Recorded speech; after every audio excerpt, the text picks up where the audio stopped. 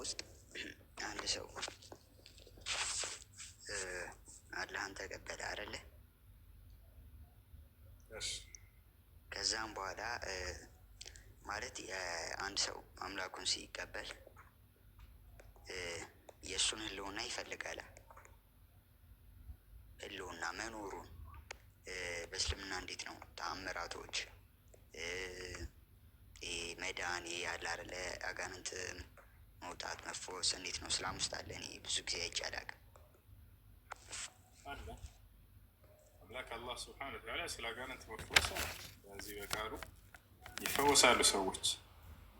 እኛ እነዚህ ሰዎች ላይ የታመሙ አጋንንት ያለባቸው ሰዎች ላይ እየቀራን እናስወጣላቸው ነበር። ግን ይህን እኛ ሙስሊሞች እንደ ትልቅ ነገር አናየውም። በዚያ ነው ሲወራ ማትሰሙት። ይህ የሃይማኖትን ማረጋገጫ ነገር አይደለም፣ እኛ ጋ ይበርቅ አይደለም። ሀፊዞች አሉ፣ የታመመ ሰው ላይ ይቀራሉ። ያንን ጅን ያናግሩታል፣ እንዲወጣ ያዝቷል፣ ይወጣል። እኔ ብዙ አጋንንትን አስወጥቻለሁ። ግን ዛኔ እንደዚህ እንደ ትልቅ ነገር ተደርጎ እንደሚታይ በክርስትናው ዓለም እኔ አላውቅም ነበር፣ ልጅ እያለን ማለት ነው። ለካ እንደዚህ ይህን እንደ ተአምር አድርገው ዛሬ ላይ ጭራሽ ፕሮቴስታንቶች እኛ አጋንንት እናስወጣለን።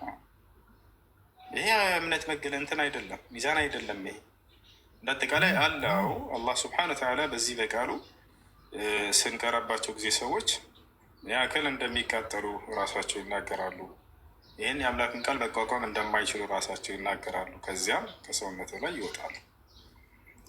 ይሄ ነው። እሺ አምላክ አላህ ስብሐነ ወተዓላ ተአምራት ያልከው ነገር በቁርአን ላይ እንዳለ ቁርአንን ብታነበው እንደው እንትን ካልክ ፕሌስቶር ላይ ወረዳ አላህ በቀደሙትም ላይ ያደረገውን ሁሉ ተአምራት ይነግረናል። በጣም ብዙ ለነቢያቶቹም ተአምር በጠየቁት ጊዜ ራሱ ያስደረጋቸው ነበር። ለምሳሌ አብርሃም አንድ ጠየቀ። በቁርአን ላይ ካሉ ተአምራቶች ካደረጋቸው አንዳንድ ልንገርህ። አብርሃምን እንውሰድ። አብርሃም ከዕለታት አንድ ቀን አላህን ይጠይቃል። ወኢዝ ቃለ ኢብራሂሙ ረቢ አሪኒ ከይፈ ቱሕይ ልመውታ ቃለ አወለም ቱእሚን ቃለ በላ ወላኪን ሊየጥመኢነ ቀልቢ ቃለ ፈኹዝ አርበዐተን ሚነ አጠይሪ ፈሱርሁነ ኢለይክ ثم اجعل على كل جبل منهن جزءا ثم ادعهن يأتينك سعيا واعلم أن الله عزيز حكيم إلى وإذ قال إبراهيم أبراهام من ديه بالغزي لهزبوش أستوس إلى لما أبراهام بالغزي أستوس من قال أبراهام ربي أرني كيف تحيي الموتى عند تأمر طيقة جيتا يا الله خوي ሙታንን እንዴት እንደምታስነሳ አሳየኝ አለ። ማየት ነው የፈለገው። ገብታችኋል አይደለ? አያምንም ወይ? ያምናል። ስለማመን ሳይሆን በደንብ አድርጎ ያምናል። ለዚህም ነው ይሄን እንደሚያምን ሊያረጋግጥልን አላህ ምን አለ? ቃለ አወለም ቱእሚን አብርሃም አላመንክም እንዲ አለው። ቃለ በላ ኧረ በደንብ አምኛለሁ እንጂ ጌታ ያለ ወላኪን ሊየጥመኢነ ቀልቢ። ስለዚህ ማየት የፈለገው ምንድን ነው? ማድረግ የፈለገው አብርሃም ማየት ነው የፈለገው። ሙታን ሲነሱ ማየት ባይኑ ማየት ፈልጓል። አሁን አላህ ምን ሊያደርግ ነው? ለአብርሃም ራሱ በአብርሃም እጅ በአብርሃም ትእዛዝ እንዲነሱ ሊያደርግለት ነው። ምን አለው አብርሃምን? ቃለ ፈኹዝ አርበዐተን ሚነ አጠይር። እንግዲህ አሁን ሄድና አብርሃም 4 ወፎችን ያዘ ነው። 4 ወፎችን ሄዶ ያዘ አብርሃም። ፈሱርሁነ ኢለይክ ወደ አንተም ማስጠጋቸው አለው። ይዞ አመጣና አስጠጋቸው። አንቆራርጣቸው አለው። ቆራረጣቸው፣ ገደላቸው ወፎቹን። ثم جعل على كل جبل منهن جزءا። ከዚያም ከእያንዳንዳቸው ክፍልፍሎቻቸውን ወደ እያንዳንዱ ተራራ ላይ ሄደህ አስቀምጥ አለው። ከፋፈላቸው፣ ቆራረጣቸውና እዚያ አንድ ተራራ 2 3 4 ተራራ ላይ ሄዶ ስጋቸውን አስቀመጠ። ከዚያ ተመለስና አሁን ثم ادعهن አለው። አሁን ጥራቸው ነው በላቸው፣ ዝም ብለህ አለው። يأتينك سعيا እየበረሩ ወደ አንተ ተነስተው ይመጣሉ። ከዚያ አብርሃም ተመለሰ ወደ ቦታው ነው አላቸው። ወዲያውም ሞትን ድል አድርገው ተነስተው እየበረሩ መጡ። አየህ፣ ይህን ተአምር ያደርግ ነበር አምላክ በነቢያት በኩል። ሌላም በርካታ ተአምራቶችን አድርጎላቸዋል። አሁን እዚህ ጋር ይህን ማን ይህን ተአምር አድርጓል? አብርሃም አድርጓል። ነገር ግን አምላክ በአብርሃም በኩል አደረገለት እንጂ የምንለው አብርሃም በራሱ አይደለም። ተአምርን የሚያደርገው አምላክ ነው። ጅማ በነቢያት በኩል ያደርግላቸዋል። ሌላም ተአምራቶችን አድርጓል አምላክ አላህ ሱብሓነሁ ወተዓላ። በመሲሁ በኩል ሙታንን ያስነሳ ነበር። በመሲሁ በኩል ሙታንን ያስነሳ፣ ልክ እንዲሁ አይንን ያበራል። ማየት የተሳናቸውን ይፈውሳል።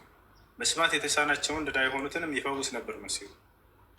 ይታቻል። ለመሲሁ ከተሰጡ ተአምራቶች እነዚህ። ሌላም ተአምር ተሰጥቶ ነበር። እሱም ምንድነው?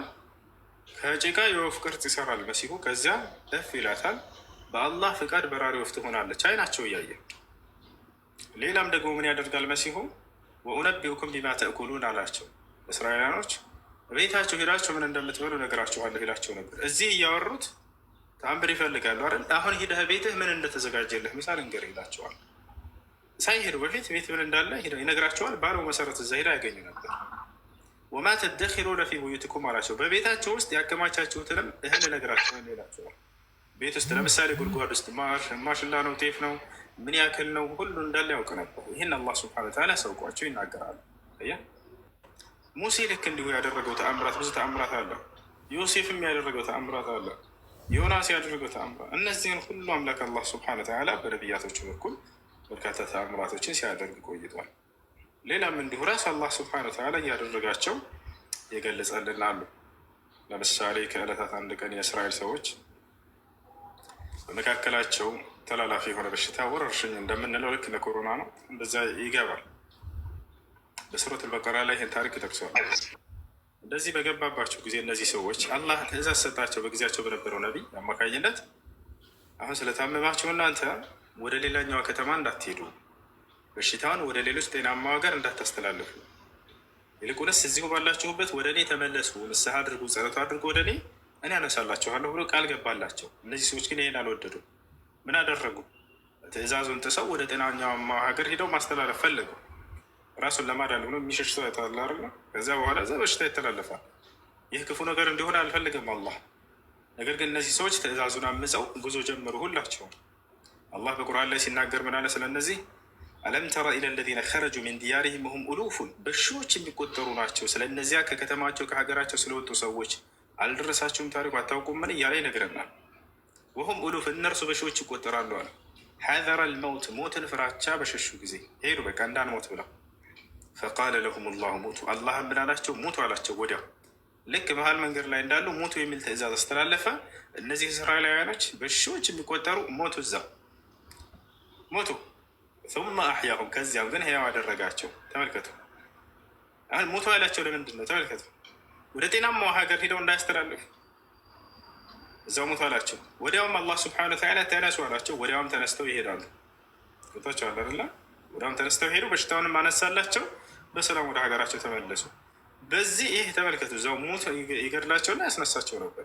ወሀዛ ሚን አያቲሂ ስብሐነሁ ወተዓላ። ይሄ ብቻ አይደለም፣ ሌላም እዚሁ ጋር በተያያዘ አንድ መልካም ሰው ዑዘይር ነበር፣ ወይንም እዝራ የሚባለው ልታውቅ ትችላለህ። ይህ ሰው ታሪኩን አላህ በቁርአን ላይ ይጠቅስልናል። በዚህ ጊዜ ምን እንደተከሰተ በእርሱ ዘመን ነበር ይሄና የተከሰተው። ልክ በሞቱበት ሰዓት ዑዘይር ያልፋል። ዑዘይር እያለፈ እያለ እነዚህን ሰዎች ሲያቸው በሺዎች የሚቆጠሩ እስራኤላውያን ሙተዋል። እርሱ ከሀገሪቱ እየሸሻ አይደለም፣ የአምላክን ትእዛዝ አምጾ እንደ አጋጣሚ በዛ ሲያልፍ ነው። አህያ ያለችው በአህያው ላይ ስንቁን አስቀምጧል። በዚያች ላይ ተቀምጦ እየሄደ ነበረ። ሲያይ ጊዜህን በጣም ተደነቀና በቃ አላህን ጠየቀ።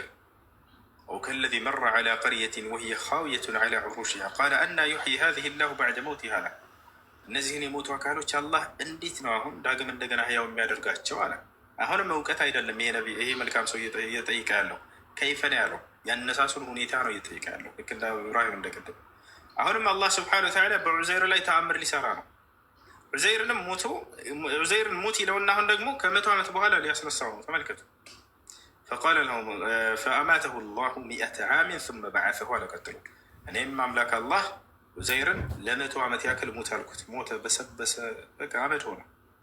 ከዚያ በኋላ ثم በዓሰ፣ ከዚያም ቀሰቀስኩት አለ። ከ100 ዓመት በኋላ አስነሳው። ይህን ተአምር አድርጓል። ከተነሳ በኋላ ምን ተከሰተ ከተባለ አላህ ስብሐነሁ ወተዓላ አስነሳውና ዑዘይርን አሁንም አህያው አለች አይደለ? ይሄ ሰውዬ ማየት ፈልጓል፣ ሙታን እንዴት እንደሚነሱ በራሱ ላይ ሊያሳየው ነው። ደግሞ ዑዘይርን ገደለውና ተነሳለው። ከ100 ዓመት በኋላ ቀሰቀሰው። ቃለ ከም ለቢስት፣ አላህ ምን አለው? ምን ያክል ጊዜ ቆየህ አለው። ቃለ ለቢስት የውመን አው በዕض የውም፣ አንድ ቀን ወይ ግማሽ ቀን የቆየሁት። ዑዘይር እንቅልፍ ተኝቶ የተነሳ ያክል ብቻ ነው እንዲሰማ ያደረገው አምላክ አላህ። ያ100 ዓመት ነግዷል፣ ግን አልፏል። ያቸው ዑዘይር ምን አለ? አንድ ቀን ወይ ግማሽ ቀን ነች የተኛኋት ብሎ ተናገረ። ከዚያ በኋላ ቃለ በል ለቢስተ 100 ዓም፣ አላህ ምን አለው? አይ 100 ዓመት ነው የቆየኸው አለው። ከዚያ በኋላ አላህ ስብሐነሁ ወተዓላ አሁን ደግሞ ወደ አህያህ ተመልከት አለው። ወንظር ኢላ ሒማሪከ ከይፈ ኑንሺዙሃ ثم ነክሱሃ ለሕማ ነው። አሁን ወደ አህያህ ተመልከት፣ እንዴት አድርጌ እንደማስነሳት፣ እንዴት ስጋ እንደማለብሳት፣ እንዴት ህያው እንደማደርጋት ያለው። ለምን ያለው? መጀመሪያ ማየትን ስጠይቆ ስለነበር ነው። አሳየኝ እንዴት ሙታንን እንደምታስነሳ ብሏል። አሁን ተመልከት አለው። አይኑ እያየ ዑዘይር አላህ ስብሓነሁ ወተዓላ አንቺ አህያ ሆይ አጥንትሽ ይሰብሰብ ብሎ አዘዘ። ወዲያው አይኑ እያየ አጥንቷ ስትሰበሰብ ተመለከተ። አንቺ አህያ ሆይ ስጋ ልበሽ ብሎ አዘዘ። ወዲያው ስጋ ለበሰች። ሩሖንም እንድትመለስ አዘዘ። ወዲያው ከፊቱ አንቺ አህያ ህያው ሆና ቆመች። ይሄ ያልበቃ ሌላ ልጨምርልህ አለው። ወንظር ኢላ ጣዓሚክ አለው። አሁን ደግሞ ወደ ምግብህ ተመልከት አለው። ያቺ ምግቡን ራሱ ያችኑ ሊያስነሳለት ነው። ወሸራቢከ መጠጥህንም ውሃህንም ተመልከት አለው። እዚያ አላህ ስብሓነሁ ወተዓላ አይኑ እያየ ለዚህ ለዑሰይር ያችኑ ምግቡን ያችኑ ውሃውን አስነሳለ አመጣለት። ፈለማ ተበየነ ለሁ በተገለጸለትም ጊዜ ጠየቀው። ቃለ አዕለሙ አነ አላህ ዐላ ኩሊ ሸይኢን ቀዲር። ዑዘይር ምን አለ? እኔም አውቅ ነበር አንተ አምላክ የአላህ ሁሉን ነገር በማድረግ ላይ ቻይ እንደሆንክ ብሎ ተናገረ። ከዚህ በኋላም ሌላ ተአምር ሊከሰት ነው። የዑዘይር አላለቀም። ለዑዘይር ለምንድን ነው የአምላክ ልጅ ያሉት አይሁዲዎች ወደሚለው አሁን ታሪኩ ይገባቸዋል። ከመቶ ዓመት በኋላ ተነሳና ይሄ ዑዘይር እዝራ መጽሐፍ ማን ነው የሙሴን መጽሐፍ በደንብ አድርጎ የሚያውቅ የሆነ መልካም ሰው ነበረ እዝራ ወይም ዑዘይር። ስለሱ ነው። ከዚያ በኋላ ወዴት ይሄዳል? ወደ ቤቱ ይሄዳል። ዑዘይር ወደ ቤቱ ሄደ። ከመቶ ዓመት በኋላ አስቡት፣ የልጁ ልጆች አካባቢ ደርሰዋል። ያ አንድ ክፍለ ዘመን አልፏል። ሄደና ወደ ቤት ጎረጎረ። ቤቴ ነው ብሎ በቃ ጠየቃቸው። አረ ቤት አይደለም፣ አረ ቤቴ ነው፣ አረ እኛ ቤት ነው። ማነህ አንተ ብለው ጠየቁት። እኔ ዑዘይር እባላለሁኝ አላቸው። አይ ዑዘይር ቅድመ አያታችን ነበር፣ ቆየ ከሞተ ከመቶ ዓመት በፊት። እንትማ ዑዘይር አይደለህም ማለት። እኔ ያ ዑዘይር ነኝ። ስለምን መቶ ዓመት ነው የምታወሩት? እኔ ዑዘይር ነኝ አላቸው። አይ እሱ ከሞተ ቅድመ አያታችን የዚህ ቤት ባለቤት ዑዘይር ከሞተ መቶ ዓመት ሞታል፣ አልፎታል። ስለዚህ ዑዘይር አይደለህም አንተ አሉት። እኔ ዑዘይር ነኝ ቢላቸው በቃ አልግባባሉ። እንዳለ የእስራኤላውያን ታላላቅ አዋቂዎች ተጠሩ። በቃ አይሁዲዎች ታላላቅ ሊቃውንት የሚባሉ ተጠሩ። ይሄ ዑዘይር ነኝ እያለ ነው። ያ ዑዘይር ደግሞ በጣም መልካም ሰው፣ በጣም የተከበረ ነው ከእስራኤላውያኖች ዘንድ በጣም የሚከበር ሰው ነው። ተሰባሰቡና እኔ ነኝ እያለ ነው ይሄ ሰው፣ ምን ትላላችሁ ተባሉ። እንተ ዑዘይር አይደለህም ከመቶ ዓመት በፊት ሞቷል ብለው ቢነግሩት ወደ ብሉት እሺ አንድ ነገር አድርግ እንድናምና አሉት። ምን አላቸው? በዑዘይር ዘመን የዛሬ 100 ዓመት የነበረች ልጅ ህፃን ነበረች። የዛኔ አሁን ላይ አርጅታ ትልቅ ሴት ሆናለች። አንዲት ሴት ብቻ ትገኛለች በምድር ላይ በእስራኤል ምድር ላይ ዑዘይርን የምታውቅ በአካል ልጅ ሆና የምታውቀው 100 ምናምን ዓመት ሆና በጣም አርጅታለች። ሴትዮዋ በጣም ያረጀች ሴት ነች። ያች ሴት ብቻ በምድር ላይ ያለች ዑዘይርን የምታውቅ ያችን ሴት አይኗ ጠፍቷል አሉት። ያ መልካም ሰው የዑዘይር ከሆንክ በእርግጠኝነት አምላክ ቃልህን ይሰማሃልና አይኗን አስመልሰህላት አይታ አዎ ያው ዑዘይር ነው ካለች በዚህ መሰረት ካልሆነ በስተቀር አናምንህም ማለት እርሱን የሚያውቅ በምድር ገጽ ላይ አሁን የለምና ከዚያች አሮጊት በስተቀር አሉት። ጥሩ አለ ዑዘይር፣ ውሰዱኝ ወደ እሱ አለ። እንዳለ ታላላቅ አዋቂዎች ወሰዱት ወደ እርሷ። ሲወስዱት ጊዜ ልክ ሴትዮዋን አገኛት። በጣም አርጅታለች፣ ተጨማዳለች ምናምን። ወዲያው ዑዘይር አላህን መለመን ጀመር። አምላክ አላህ ሆይ ለዚህ ሴት አይኗን መልስላት፣ አብራላት አለ። ወዲያውም አላህ ስብሐነሁ ወተዓላ አይኗን አበራላት። በዚህ ጊዜ አይኗ ወዲያው እንደተከፈተ ከፊቷ ዑዘይርን አየችው። በጣም ጮኸችና ያ ዑዘይር አለች። ዑዘይር ሆይ ብላ በጣም ጮኸች። ወዲያው እስራኤላውያኖች ምን አሉ?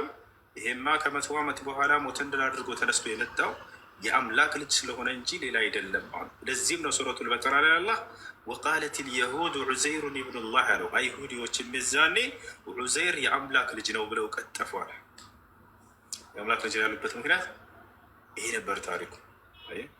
በነቢዩ መሐመድ ሰለላሁ ዐለይሂ ወሰለም ጊዜ ድረስ ነበሩ እነዚህ አይሁዲዎች። የዚህ አይሁድ ጭፍሮች ናቸው። ዑዘይር የአላህ ልጅ ነው የአምላክ ልጅ ነው ብለው የሚያምኑ ነበሩ። መጡና ነቢዩ መሐመድ ሰለላሁ ዐለይሂ ወሰለምን መልካም ነበር ክንከተልህ ነበር፣ ነገር ግን ወላኪነከ ላ ተዝዑሙ ቢአና ዑዘይር ኢብኑላህ ዑዘይር የአላህ ልጅ ነው ብለህ አታምንም እንጂ እንከተልህ ነበር ብለው በዚህ ብቻ ክደው የሄዱ አይሁዶች አሉ። እና ይህ ነው እና አምላክ አላህ ስብሐነሁ ወተዓላ ባለፉት ትውልድ ላይ ተአምራትን ሲሰራ ቆይቷል፣ ሲያሳያቸው ቆይቷል። አሁንም ያደርጋል፣ እስከ ያለ ፍጻሜ ድረስ ያደርጋል። አላህ ስብሐነሁ ወተዓላ በበርካታ ነቢያቶች ላይ ተአምራትን ሰርቷል። ይሄ ብቻ አይደለም፣ የሙሴንም ልጨምርላቸው። ሱረቱል በቀራ የላሟ ምዕራፍ ይላል። የላሚቱ ምዕራፍ ለምን ተባለ? በውስጡ በላም ጉዳይ የተነሳ ትልቅ የአምላክ ድንቅ ስራ ስላለ ነው። በሙሴ በኩል ለምን መምረጥ አስፈለገው ወደሚለው እንመጣለን። በዚህም ላይ ትልቅ ጥበብ አለ ከበስተጀርባው። በእስራኤል ምድር ላይ በሙሴ ዘመን አንድ ባለጸጋ ሰው ይገድላሉ ሰዎች ጸጋውን ለመከፋፈል ሲሉ። ነገር ግን ማንነታቸውን ደበቁ። እንግደለውና ተከፋፍለን ማን እንደገደለው አናሳውቅም፣ ምስክርም አይኖርምም ተባብለው ያን ሰው ይገድሉታል። ያ ሰው መገደሉ ተሰማ በእስራኤል ምድር ላይ። ሁላቸውም ክደዋል፣ ሸምጥጠዋል። ከዚያ በኋላ ገዳዩ ማን ነው ተብሎ ለማወቅ ሰዎች ማጣራት ጀመሩ። ሁላቸውም ምን አይደለሁም ብለው ካዱ። በቃ ሙሴ ከአምላኩ ጋር ስለሚገናኝ ሙሳ እሱ ይጠይቅልን፣ አምላክ መቼም ሁሉን ነገር ያውቃል፣ አምላክ በሙሴ በኩል ከነገረን አምነን እንቀበላለን አሉ። እሺ ተባለ። ወዲያው ሙሳ ጋር ሄዱ። ሙሳን ጠየቁት። በመካከላችን አንድ ሰው ገድለናል፣ ያ ገዳይ ግን አላሳውቅም አለ። እናሳውቅም አሉላቸው። አምላክ ሁሉን አዋቂ ነው እና ከእርሱ የሚደበቅ ነገር የለም። ስለዚህ አምላክን ጠይቀህ አሳውቀን ያን ገዳይ የእጁን የቅጣትን እንዳገኝ ዘንድ። እሺ አለ ሙሳ። ጠየቀላቸው አላህን። አላህ ግን ወዲያው ይሄ ያን ሰው አልነገራቸው። ምን አደረገ? በሙሴ በኩል ተአምር ሊያደርግ ነው። ተመልከቱ።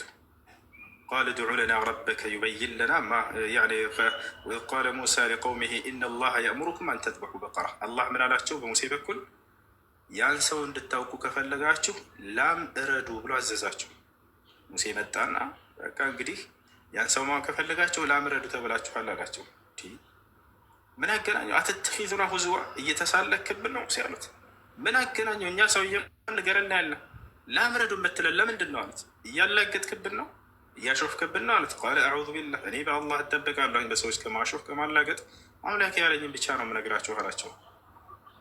እሺ በቃ እናርዳለን አሉ። ቃል ድዑ ለና ረበከ ዩበይን ለና ማሂየ ኢነ ልበቀረት ሸብሀ እያለ ተናገረ። ምን አይነት ላም ማረድ እንዳለባቸው ጠየቁ እነዚህ ሰዎች። እንዳጠቃላይ መጨረሻ ላይ አረዱ። ፈዘበሑሃ፣ አረዱ ላም። ከዚህ አላህ ስብሐነሁ ወተዓላ ምን አለው? ሙሴ ሆይ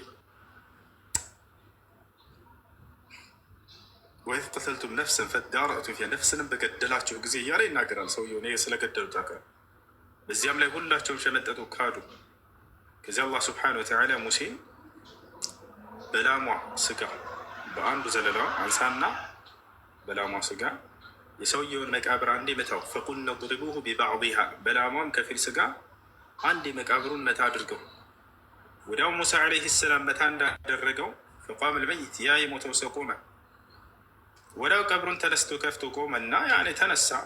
ፈቃለ ቀተለኒ ፉላን ብኑ ፉላን ሃዛ፣ የገደለኝ አከሌ ልጅ ነው ካለ በኋላ ይሄኛው ነው ብሎ መሰከረ። በቃ ተናገረ። አያቸው አላ ሙሳ ዓለይሂ ሰላም ሙታንን ሕያው አደረገ። በዚሁ አጋጣሚ ያን የገደለውም ሰው ታወቀ። ቶቸው አላ አሁን ለምን መረጠ አላህ? ለምን ፍየል አላለም? ለምን በግን ረዶ አላለም? ወይ ለምን ግመል ለምን አላለም? ለምን ላምን መረጠ? ከብትን ለምን መረጣት? አሁን የሚገርም ነገር ነው።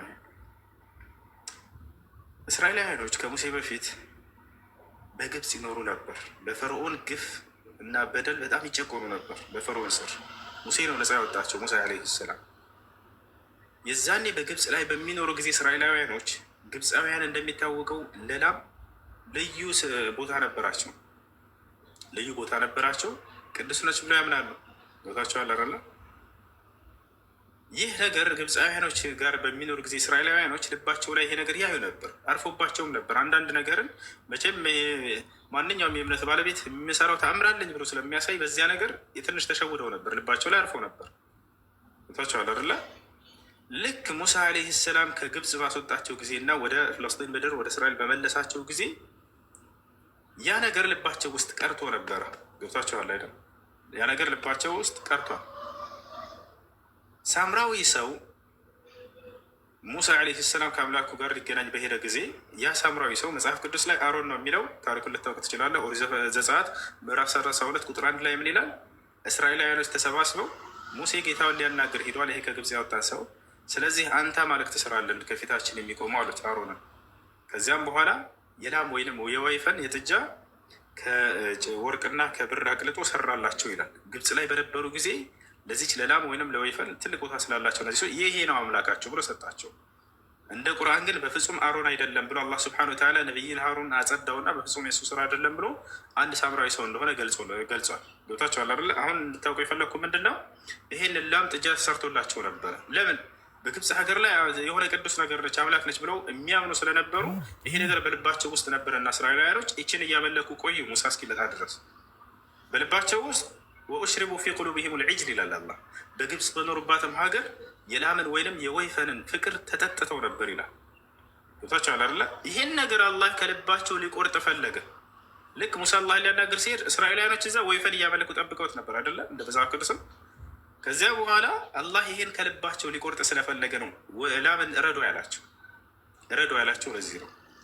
ቅዱስ ነች የሆነ አምላክ ነች ምናምን ብለው የሚያምን ካለ ያንን በያናቸው እያዩ ሲያርዱ ጊዜ እንግዲህ አምላክ ነው ብላ ታስበዋል ያርዷታል። ያክል ደካማ እንደሆነች ራሷን መከላከል የማትችል እንደሆነች ቦታቸዋል አይደለ? የዛኔ ከልባቸው ውስጥ ይሄን ለማጥፋት ሲል አላህ ላምን እረዱ ብሎ አዘዛቸው። ያዘዘባቸው ጥበብ ይሄ ነው እና ያችን አረዱ። እንግዲህ አይታቸዋል ሱረቱል በቀራ ላይ ምን አይነት ላም ምን አይነት ከለር ምናምን ሲሉ የነበረው ለማረድ በጣም ስለከበዳቸው ነው። ምክንያቱም ቅዱስ ነች ብላ ያምናሉ።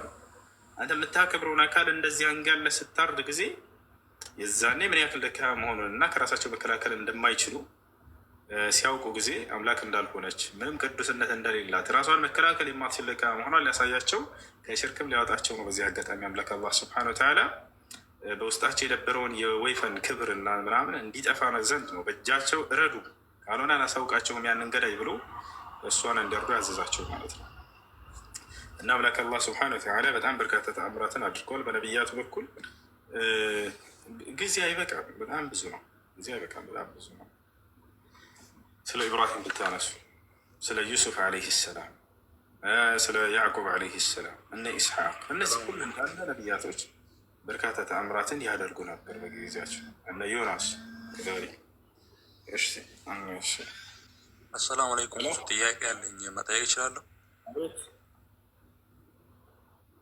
ወአለይኩም ሰላም። አልሐምዱሊላህ።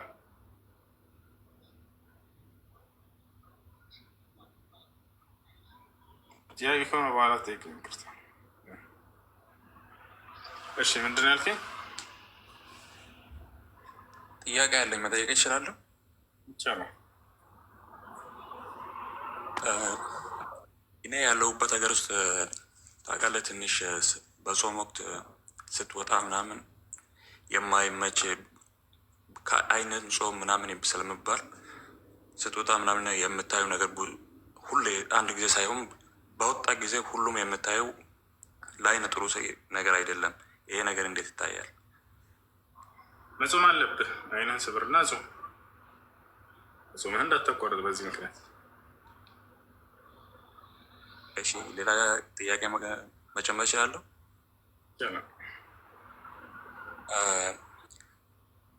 በጨረቃ ሙሉ በምትሆንበት በ13 በ14 በ15 ጾሙ ተብሏል። ሱና ነው ምናምን የሚባል ነገር አለ። ያ እንዴት ነው?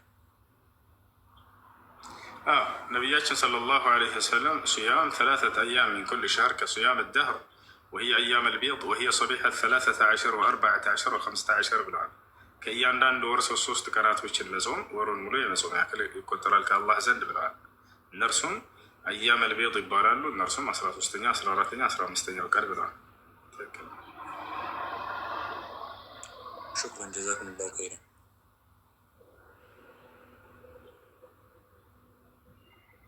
ጥያቄ ያለ ይቀጥል።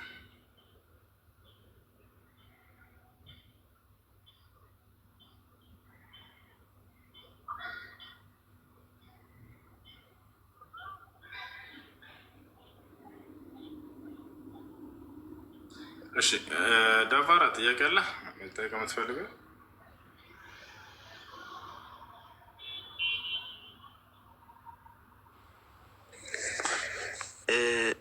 እሺ ቴንኪው። በእስልምና ውስጥ ለምንድን ነው ክርስቶስ ነቢይነቱ እንዴት ነው በእስልምና እንዴት ነው የሚታየው? ክርስቶስ በእስልምና የተከበረ መልእክተኛና ነቢይ ነው። ራሱ ቃል በቃል ሲናገር ምን ይላል? ክርስቶስ ቃለ ኢኒ ዓብዱላሂ አታኒ አልኪታብ ወጀዐለኒ ነቢያ ይላል። አምላክ አላህ ነቢይ አድርጎኛል እያለ ይናገራል። አላህም ራሱ በቁርአን ላይ ሲናገር ስለ እርሱ ምን ይላል? ኢን ሁወ ኢላ ዓብዱን አንዓምና ዐለይህ ወጀዐልናሁ መሰለን ሊበኒ እስራኤል ይላል። ጸጋዬን ያዋልኩበት አገልጋይ ነበር እሱ። እንዲሁም ለእስራኤል ሰዎችም ተምሳሌት አድርጌ ልኬው ነበር እያለ ይናገርለታል። ወረሱለን ኢላ በኒ እስራኤል ይላል። ለማርያም ገና በገብርኤል በኩል ሲነገራት ወደ እስራኤል ልጆችን መልእክተኛ አድርጌ እልከዋለሁ አስነሳዋለሁ ልጅሽን ብሎሻል ብሎ ነግሯታል።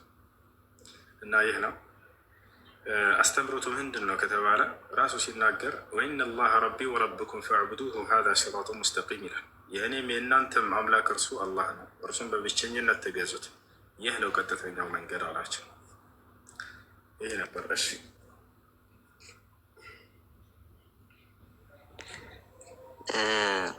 እንትን መልእክቶቹ አሁን ስታያቸው መሐመድ እንግዲህ 600 ከክርስትና በኋላ 600 ዓመት በኋላ ነው የመጣው መሐመድ መጣና አብዛኞቹ ጽሁፎቹ የሚመስሉት አሁን ከክርስትና ጋር የሚጻረሩ አይነት ኦብጀክሽኖች አሉ አይደለ? እንደዛ ነው የሚመስሉት። ማለት ለምንድን ነው? በመጀመሪያ ነቢዩ ሙሐመድ ሰለላሁ ዐለይሂ ወሰለም ከመሲሁ በኋላ ነው ወይ የመጡት? አዎ ከመሲሁ በኋላ ነው የመጡት። የተሰጣቸው ቃል ግን ከአምላክ ዘንድ ነው የመጣው። አምላክ ስላለፈው ዘመን ሁሉ የሚያውቅ ነው። አምላክ ማለት ስላለፈው ዘመን ሁሉ የሚያውቅ ነው። ለእርሱ ጊዜ ገደብ የለው። ይህን ቃል የተናጋሪው ነቢዩ ሙሐመድ ሰለላሁ ዐለይሂ ወሰለም ሆነው በነበር ዛኔ ከመሲሁ በኋላ ነው እና የመጡት። እንዴት ከዚያ በፊት ስላለው ሊናገሩ ይችላሉ፣ ያስኬዳል። ነገር ግን ይሄን ቃል የሚገልጠው አምላክ እስከሆነ ድረስ አምላክ ጊዜ አይገድበውም፣ ስላለፈው ሁሉ ያውቃል። እዚህ ቦታ ላይ የሚነግራቸው ራሱ አምላክ ነው ተናጋሪው። ቃል አላህ ነው የሚለው አላህ እንዲህ አለ ነው የሚለው ቁርአን ታላላ ኢና አንዘልና ዐለይከ ልኪታብ ቢልሐቅ ሙሐመድ ወይ እኔ በአንተ ላይ በእውነት መጽሐፍን አውርጄልሃለሁ ይላቸዋል። እና ይህ ነው ስላለፈው የሚናገረው አምላክ ራሱ ነው። ስለ መሲሁም ሆነ ስለ አብርሃም፣ ስለ ኢስሐቅ፣ ስለ ሁሉም ነቢያት ያሉትን ስህተቶች ሁሉ አርሟቸዋል በነቢያት ላይ። ለምሳሌ ቅድም የነገርኩህ ስለት ኦሪት ዘጸአት ምዕራፍ 32 ከቁጥር 1 ላይ ጀምሮ አይተኸው ከሆነ ለእስራኤላውያኖች የወይፈን ጣዖት የሰራላቸው ይሄ ነው አምላካቸው ብሎ የሰጣቸው አሮን እንደሆነ ተነግሯል አይደለ? ተባራ አሮን እንደሆነ ተነግሯል። ያ ተነግሯል። እሺ ይሄን ግን አላህ በቁርአን ላይ ስህተት ነው። ምን አልከኝ? ኦሪት ዘጸአት ምዕራፍ 32 ከቁጥር 1 ጀምሮ ለእስራኤላውያኖች ከግብፅ ያወጣቸው አምላካችሁ ይሄ ነው ብሎ ጣዖት ሰርቶ የሰጣቸው የወይፈን ወይንም የጥጃ ጣዖት ሰርቶ የሰጣቸው አሮን እንደሆነ ተገልጿል አይደለ? ጣዖትን አይመስለኝም። ና የወይፈን የጥጃ ከግብፅ ያወጣቸው አምላካችሁ ይሄ ነው ብሎ ላጣልህ ታነበዋለህ።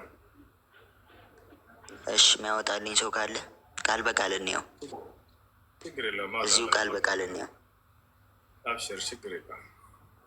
እግዚአብሔር እንደዛ ስለማያደርግ አሮን ነው እንደዚህ ያደረገው እያልኩ ነው።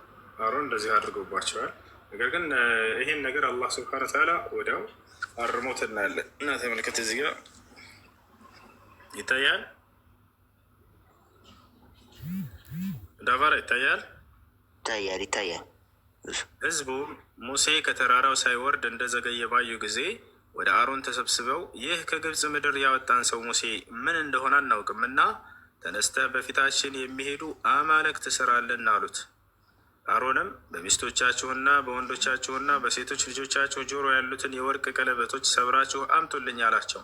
ህዝቡም ሁሉ በጆሮአቸው ያሉትን የወርቅ ቀለበቶች ሰብረው ወደ አሮን አመጡለት። ከዚያስ ከእጃቸውም ተቀብሎ በመቅረጫ ቀረጸው፣ ቀልጦ የተሰራ ጥጃም አደረገው። እርሱም እስራኤል ሆይ እነዚህ ከግብፅ ምድር ያወጡህ አማልክትህ ናቸው አላቸው ይላል።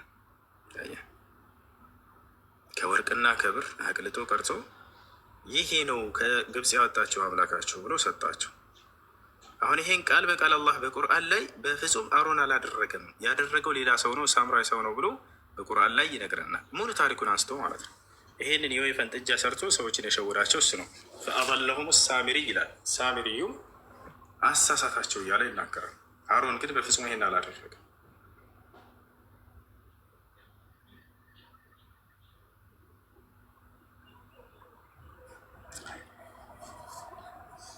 እና ይህ ነው እና ስለ መሲሁ ጉዳይ ብቻ ሳይሆን ስለ ነቢያቶችም ሁሉ ልላስ ፈልጌ ነው። የተነሱ ስህተቶችን እንዳናርሟቸዋል አላህ ሱብሓነሁ ወተዓላ። በነቢያት ላይ ብዙ የተዋሹ ነገራቶች አሉ። ሎጥ ከሴት ልጆቹ ጋር ወሲብ አድርጎ እንዳስረገዘ እንዳስወለዳቸው ይናገራል። በፍጹም እነዚህ አማኝ መልካም ትውልዶች እንደሆኑና ይህ እንዳላደረጉ አላህ ሱብሓነሁ ወተዓላ ይገልጻል። ዳዊት የኦሪዮ ሚስት እንደደፈረበት ይናገራል፣ እንደተገናኘበት። ነቢያቶች ከዚህ ሁሉ ንጹህ ናቸው። ሰለሞን እንደ ካደ ይናገራል። ሰለሞንን መጽሐፍ ቅዱስ ላይ ሌላ አማልክት ጋር እንደሄደና እግዚአብሔርን እንደተወ ይናገራል። በፍጹም ይሄን አላደረገም ሰለሞን ብሎ አላህ ቃል በቃል ሱሌይማንን እንደሚያከፍረው ታውቃላችሁ። መጽሐፍ ቅዱስ ሱሌይማን ዓለይሂ ሰላም ነቢይ ሱሌይማንን ካፊር እንደከፈረ ይገልጻል። ነገር ግን አላህ በቁርአን ላይ ወማ ከፈረ ሱሌይማን አለ። ሱሌይማን ግን በፍጹም አልካደም ይላል። ለምን ይህም ማለት ያስፈልገው? እዚያ አምላኩን ትቶ ወደ ሌላ አማልክቶች እንደሄደ ወደ እነሱ እንደተዘነበለ ጭራሽ ቤተ አምልኮ እንደሰራ ለእነሱ ስለገለጸ እና ይህ ሁሉ በነቢያቶች ላይ ያሉትን ስህተቶች ያርማቸዋል። ያዕቆብ የወንድሙን ኤሳውን አጭበርብሮ እንደሆነ ታውቃለህ። በረከቱን የወሰደው አይደለ ወደ መጽሐፍ ቅዱስ። ይሄ አሁን ስህተት ነው። አምላክ አላህ ሱብሓነሁ ወተዓላ እኔ ራሴ መርጬው ነው ብሎ ቃል በቃል ይሄን ውሸት ይገልጸዋል። እኔ ራሴ መርጬው ነው። ወዝኩር ኢብራሂም ወኢስሐቅ ወያዕቁብ አላላህ ሙሐመድ ሆይ በዚህ በመጽሐፍ ላይ በቁርአን ላይ አብርሃምን፣ ኢስሐቅን፣ ያዕቆብን አውሳ ለትውልዶች ካለ በኋላ ያነጻቸዋል ከዚያ ሁሉ ውሸትና ቅጥፈት። ኢና አክለስናሁም ቢኻሊሶትን እኔ ጥርት አደረግኳቸው መረጥኳቸው እያለ ነገር ቢኻሊሶትን ዚክርላህ ወኢነሁም ዒንደና ለሚነል ሙስጠፈይን አልአኽያር እነዚህ ከእኔ ዘንድ የተመረጡ ናቸው። ራሱ ነው መራጩ እንጂ በረከትን ወስዶበት ምናምን የአባቱ ኢስሐቅ ስለማያጭበርብሮት ላላላ እንደዛ ነው። ይህ ነው አላሁ የስጦፊ ሚነል መላኢከቲ ሩሱለን ወሚነን ናስ እኔ ከሰዎች መልእክተኞችን ራሴ ነኝ የምመርጠው ይላል። ራሴ ነኝ የምባረካቸውም ይላል። ይባቸዋል ወባረክና ዐለይህ ወዐላ ኢስሐቅ ይላል። አላህ አብርሃምን ባረኩት ኢስሐቅንም ልጁንም ባረኩት እያለ ይናገራል። እሺ ያ ጥያቄ እሺ ኢንካርኔሽን ላይ እኔ ትልቁ ጥያቄ በክርስቶስ አምላክነት ነው እና አምላክ አንድ አካል ነው ያለው የሚለው ሀሳብ ልክ አይመስለኝም። ስንት ነው? ሶስት ነው? ሶስት ሳይሆን በአንዱ ሶስት አካል አለ ነው። ለሰው ልጅ የሚበጀው ያ ነው። አንድ አምላክ ሶስት አካል የሚል መጽሐፍ ቅዱስ ላይ አለ? የለም፣ ግን ሀሳቡ አለ። እሺ ሙሴ አምላክ አንድ ነው፣ ነገር ግን ሶስት አካል አለው ብሎ ያምናል? አያምንም። ነገር ግን የክርስቶስ ተምሳሌ ያውቃል። እሺ ኢየሱስ ክርስቶስ አምላክ በመለኮት አንድ ነው በአካል ሶስት ነው ብሎ አስተምሯል? አላስተማርም። ነገር ግን ሀሳቡን አስተምሮናል። ሀሳቡን አስተምሮናል። ሁሱ ምን መሰለህ? ሀሳቡን አስተምሮናል። እየዋሸሁ አይደለም። ማሸት አይደለም። ኖ አላስተማርም አልክ። ገብቶሃል አይደለ? አንተ ይህን ጥቅስ ሰብስቤ ይህንን ወስናለሁ። ከባድ ነው። መለኮት ከባድ እንደሆነ ታውቃለህ አይደለ? ማድረግ በጣም የራሳችን አስተያየት አንችልም። መስጠት አንችልም። እዚህ ጋር ገብቶሃል አይደለ? ክርስቶስ አምላክ ሊያደርጉት ይችላሉ ብለህ የምታስባቸው ነገራቶች ካሉ እነዚያን ሌላ ነገር ነው። ነገር ግን ይሄን ነገር አንተ አንስተህ በቃ ይሄ ከአምላክ ያደርገዋል ብሎ ያስገር እስኪ አንተ ኢየሱስ ክርስቶስን አምላክ ነው እንድትል ያደረገህ ምንድን ነው? አምላክ ነህ መቼም እሱ እኔ አምላክ ነኝ አምልኩኝ ብሎ እንዳልተናገረ ታውቃለህ አይደለ? በጣም ጥሩ። አምላክ ሊያደርጉት ይችላሉ ብለህ የምታስባቸው ጥቅሶች ምን ምን ናቸው? ኦኬ እንደዛ አንድ ላይ ያደረገኝ መጀመሪያው ከአብርሃም በፊት እኔ ያለው ከአብርሃም በፊት እኔ ያለሁ ከምን አንጻር ነው እያለ ያለው? አይተው እንደሆነ እዛ ጥቅስ ላይ ይሄን ካለ በኋላ ጁሾች ሊገሉት ነበረ። ማለት እኔ ያለው የሚለውን ፍሬዝ በመጠቀሙ ይህ ምንን ያሳያል? ዲቪኒቲ ማለት መለኮትነትን። ይሄ ቃል በእነሱ ከአብርሃም በፊት ነበርኩ ካልክ ለእነሱ ዲቪኒቲ ነው ጁሾች። አሁን ከላይ ስናነበው ጊዜ ከምን አንጻር ነው አለህ እያላቸው ያለው? ከአብርሃም በፊት አለው ነበርኩ ሰማይ ከመጀመሩ በፊት እያለ አይለም። እንደዛ አይለም። እንደዛ ነው መልእክቱ። እንደዛ ለምን መሰለህ ሳይሆን ቃሉ ላይ አውዱ ላይ ያለው ንገረኝ ነው እያልኩኝ ያለው። ከሰማይ አውዱ እንደዛ ነው። ከአብርሃም በፊት ነበርኩ እንደዛ አይልም። እንደዛ አይልም የሚለው ከምን አንጻር ነው? ኢብሮ አንድ ያውጣለት ዮሐንስ ወንጌል ምዕራፍ 8 ቁጥር 57 ምናምን አካባቢ 56 ኢብሮ አለ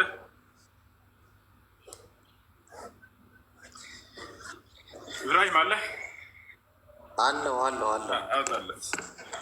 ቀይ ካሜራ ዞረ ላዞረ አንዴ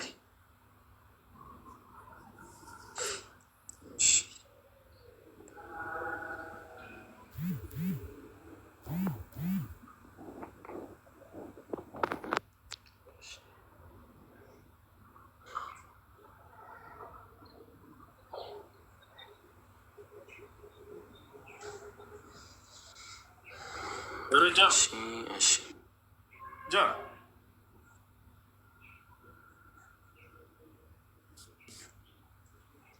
ጃነት ጃ ይኸው ሁሱ ኦኬ ያን አለህ ቢለው ከምን አንጻር ነው? 56ን አንብበው አለህ ዳፋራ 56 አለው አባታችሁ አብርሃም ቀኔን ያይ ዘንድ እኔ እንዳለ ወይንስ ቀኔን? ቀኔን። ስለዚህ ኢየሱስን ነው ወይንስ ቀኑን ነው ያየው? ቀኑን ነው ያየው። ስለዚህ እኔ ከአብርሃም በፊት አለው ሲል ጊዜ ከምን አንጻር ነው? አረ ስህተት ፋላሲ ሰራ እዚህ ጋር አባታቸው አብርሃም ቀኔን ያይ ዘንድ ሐሴት አድርግ። ቀኔ ማለት ያው እኔ የምመጣበትም ማለት ነው። እኔ ያለሁበትን በጣም ጥሩ። እኔ የምመጣበትን ቀን በጣም ጥሩ። እሱ ነው እኮ እያልን ያለው። ቀኗ እኮ እሱ ያለበት እኮ ነው።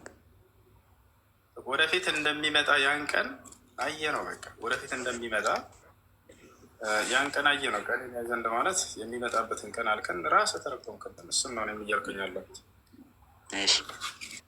እና ነቢዩ ሙሐመድ ሰለላሁ ዐለይሂ ወሰለም እኔ ከአዳም በፊት አለሁ ይላሉ። ለምሳሌ አየህ ኩንቱ ነቢየን ወአደም በይነ ሩሒ ወልጀሰድ ይላሉ። አዳም ገና በስጋና በመንፈስ መካከል ሳለን ያሉት። የእርሳቸው ደግሞ በጣም የሚገርመው ከአብርሃም በፊት ምናምን አይደለም፣ ከዚያ በላይ ኩንቱ ነቢየን ወአደም በይነ ሩሒ ወልጀሰድ፣ አዳም ገና በስጋና በመንፈስ መካከል ሳለ ነበርኩ ይላሉ። ስለዚህ አምላክ ናቸው? አይደለም፣ እዛ አይደለም። ስለዚህ አለፍ ስላለ አንድ ሰው ከዚህ ከእንትና በፊት ስላልኩኝ እሱ ቀድሞ አለ ማለትን አያሳይም። 54 ለራሱ መልስ ይሰጠናል።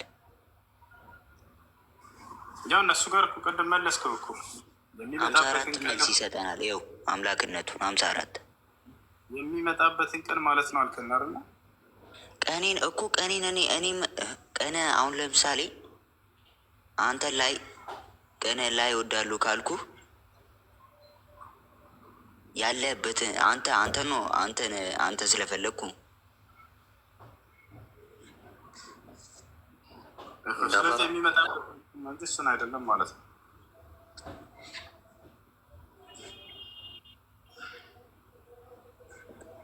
ለምን ስፔሻል ያደረገው ነው? ለምን ቀኗን ብቻ ይፈልጋታል እኮ? ስለ ቀኑ ነው የሚናገረው። አስቀድሞ መረጠን ብቻ ያቺን ቀን ብቻ እሱ ሊሄድበት አንዴ እንዳባራ ያው ለዚህ ጋር እሱ ሲያሳይህ ማለት ምን አለ መሰለህ፣ አባታችሁ አብርሃም ቀኔን ያይ ዘንድ ሐሴት አደረገ፣ አየም ደስም አለው አለ። አየ ኢየሱስን በስጋ ዓይን አይቶታል አብርሃም? በመንፈስ አይቶታል። በመንፈስ እንዴት እንደሆነ እሱን እናየዋለን። ከዛ አሁን መንፈስ ማለት ምንድን ነው የሚለውን እናየዋለን። መንፈስ አሁን አንተ መንፈስ ያልከው በምን እንደሆነ እናየዋለን። አይሁድም ገና 50 ዓመት ያልሆነ አብርሃምን አይተሃልን አሉት። እነሱ ደግሞ እሱም እውነት እውነት እላቸዋለሁ አብርሃም ሳይወለድ እኔ ያለው አላቸው። የት እንዳለ ላሳየው። እሺ የት እንዳለ ላሳየው። ኦሪት ዘፍጥረት ምዕራፍ 22 ቁጥር 18 ላይ ተመልከት ምን እንደሚል። የምድር አሕዛብ ሁሉ በዘርህ ይባረካሉ ቃሌን ሰምተሃልና አለው። ማንን የገባለት? ለአብርሃም እግዚአብሔር። እሺ ቃሌን ሰምተሃልና እንዳትረሳትችን፣ ቃሌን ሰምተሃልና ቃል ገብቶለታል። ይህንን ቃል የገላትያ ጸሐፊ ሲናገር ምን አለመሰለ?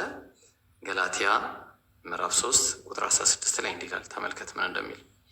ለአብርሃምና ለዘሩም የተስፋው ቃል ተነገር አለ። የምኑ ቃል? የተስፋው ቃል ስለ ብዙዎች እንደሚናገር ለዘሮች አይልም ማለት ስለ አንድ እንደሚናገር ግን ለዘርህም ይላል እሱም ክርስቶስ አለ። የተስፋ ቃል ክርስቶስ ሲኖር የነበረው አንድ ጊዜ እባክህ ክርስቶስ ሲኖር የነበረው በምንድን ነው? በተስፋ ቃል። ለዛ ነው ተመልከተ እግዚአብሔር ሐዋርያት ሥራ ምዕራፍ 13 ቁጥር 23 ላይ እንዲህ በማለት ይናገራል።